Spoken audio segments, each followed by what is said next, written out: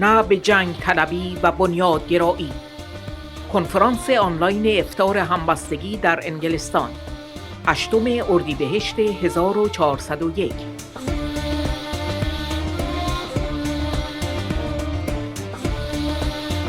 سخنرانی خانم مریم رجوی و سخنرانی‌های پارلمانترها و شخصیت‌های سیاسی و مذهبی از انگلستان و کشورهای عربی و اروپایی. ارتباط زنده با مجاهدین در اشرف 3.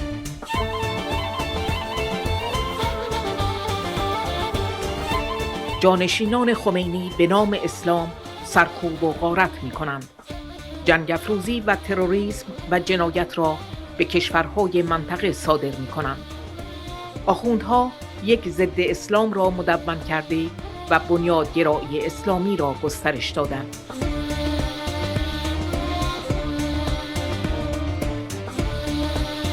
مقابله با بنیادگرایی اسلامی به یک آلترناتیو فرهنگی نیاز دارد. این آلترناتیو قدرتمند اسلام دموکراتیک است که توسط مجاهدین نمایندگی می شود. اسلام پیام‌آور آزادی و واژگونی ولایت مطلقه فقیه. سخنرانی خانم مریم رجوی.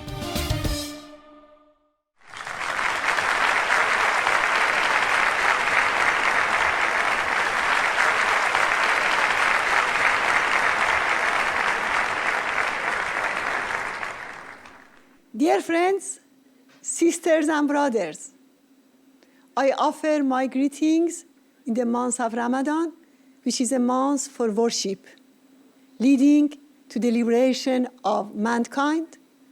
On this occasion, I pray for fraternity, solidarity, and peace among the Muslim community in Britain and the world. Our hopes and thoughts are with the people of Ukraine and their resistance who are struggling for their freedom and independence. Ramadan offers an opportunity to honor the genuine values of Islam. It is also an opportunity to reject the crimes that fundamentalists have committed under the name of Islam. The current rulers of Iran are the leading example in this regard. In 1979, the Iranian people rose up for freedom. At the time, the Shah's dictatorship had suppressed all nationalist and freedom-seeking movements. Khomeini stole the leadership of the revolution and installed a brutal theocracy under the banner of Islam. Ever since, under the name of Islam, Khomeini and his successors have oppressed and plundered. They are engaged in warmongering, and in the name of Islam, they export terrorism and crimes to the Middle East countries. And this is their worst betrayal. In fact, they have formulated an ideology that is against Islam. They have expanded Islamic fundamentalism.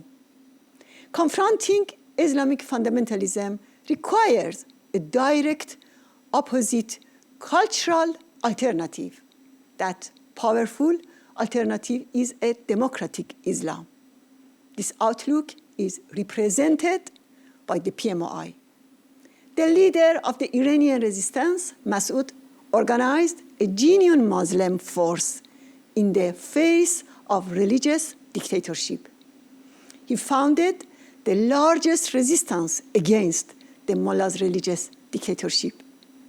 With this ideology, the struggle against the clerical regime has continued for over 43 years. More than 120,000 have died, but this struggle continues. But what is the reality of Islam? What does it say about the most fundamental issues? On freedom, Islam is a religion of freedom. وَجَادِلْهُمْ بِالَّتِي هِيَ أَحْسَنُ الَّذِينَ يَسْتَمِعُونَ الْقَوْلَ فیتبعون احسنه قل هاتوا برهانکم. The word of God is not one of compulsion. It is a message that you must hear, offer reason and consult. Islam is the religion of freedom of expression.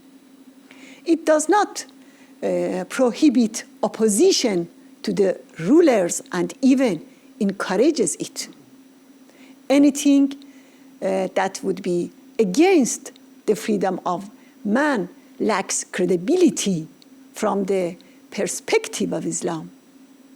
On the people's sovereignty, Khomeini, the regime's founder, rejected it from the beginning.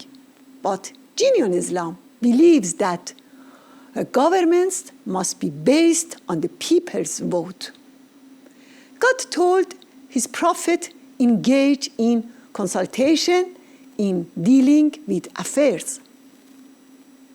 وشاورهم فی الامر فاذا عزمت فتوکل علی الله.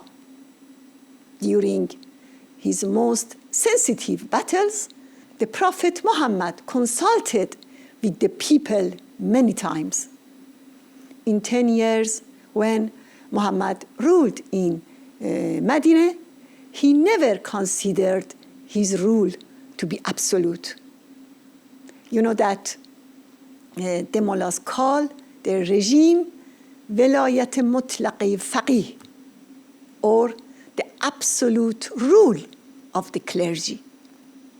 The PMOI opposed religious dictatorship. They boycotted the regime's referendum on this principle.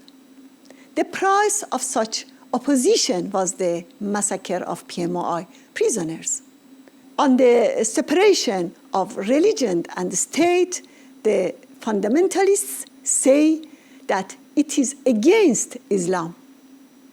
They want to preserve religious dictatorship, but Islam opposes any compulsion in religion. The Quran says, La ikraha fid din. After his migration from Mecca to Medina, the Prophet presented a charter based on which all Muslims and Jews had equal rights. The Mujahideen raised the banner of the separation of religion and state vis-à-vis the mullahs, which has been a massive blow to religious tyranny, because it was done by a movement that believes in Islam, a movement which is also organized and has sufficient popular base. As a result, it has left no legitimacy for the mullahs. As for the rights of the followers of different religions, the ruling mullahs have established religious discrimination and incited hostility among Shiites and Sunnis. But Islam rejects war and religious hostility. It discourages intolerance and promotes the diversity of opinion among people as a form of mercy. Islam advocates tolerance, peace, and coexistence among different ethnic groups, religions, and faiths. قل يا أهل الكتاب تعالوا إلى كلمة سواء بيننا وبينكم.